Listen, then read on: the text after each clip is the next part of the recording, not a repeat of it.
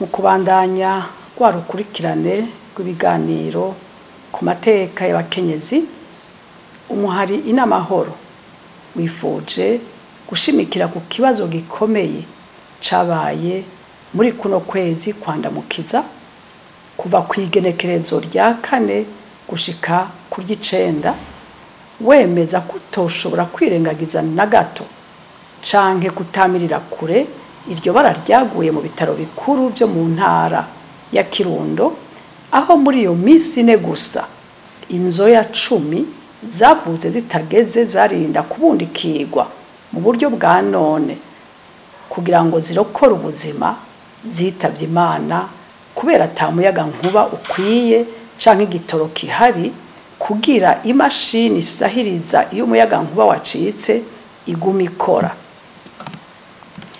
Turahojeje imiryango yabuze muri ubwo buryo buteye isoni. Tuboneyeho n'akaryo ko kwibutsa leta y'u Burundi ko kugira amagara meza no kumererwa neza by'abanyagihugu biri mu bintu bihambaye vyerekana ko igihugu kiriko kigana iterambere rirama. Kubungabunga amagara y'abantu no gukora ibikenewe vyose kugira umunyagihugu amererwe neza biri mu nshingano zihambaye za leta.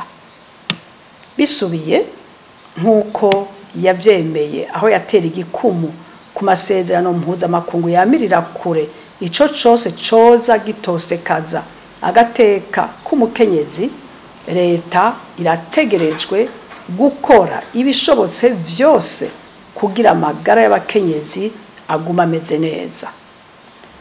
Ni muri iyo ntumbero leta itegerezwa gutunganya neza vyose kugira ngo abakenyezi canke abigeme baronswe ubufasha bukwiye mu gihe bibungenze canke bibarutse, mbere n'inyuma yaho kugira amagara ntagira agatotsi muri ivyo bihe bihambaye by'ubuzima bwabo n'ubw'imiryango.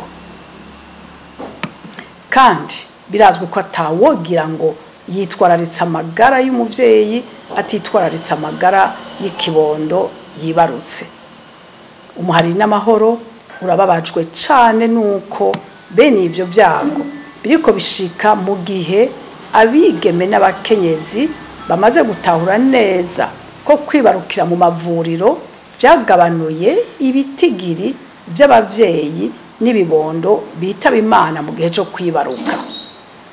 Kwirukira amavuriro rero bisigaye ari ngombwa kuri bose na cane cane abakenyezi. Kubw'ivyo ikintu cose cobatsitaza kikabankisha kwirukira ibitaro coba kibasubije inyuma, kandi vy'ukuri kikaba kinahohoteye agateka kabo.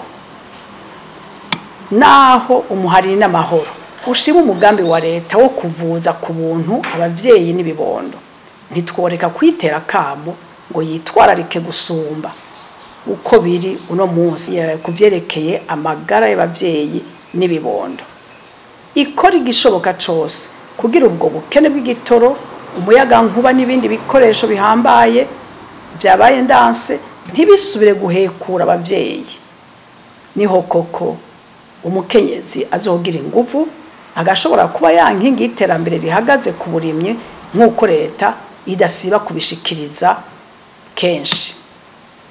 Namwe bakenyezi bene wacu tubateye akamo tuvuga tuti komeza mwirukira amavuriro naho bigoye kugira amagara yanyu n'ay'imiryango yanyu ya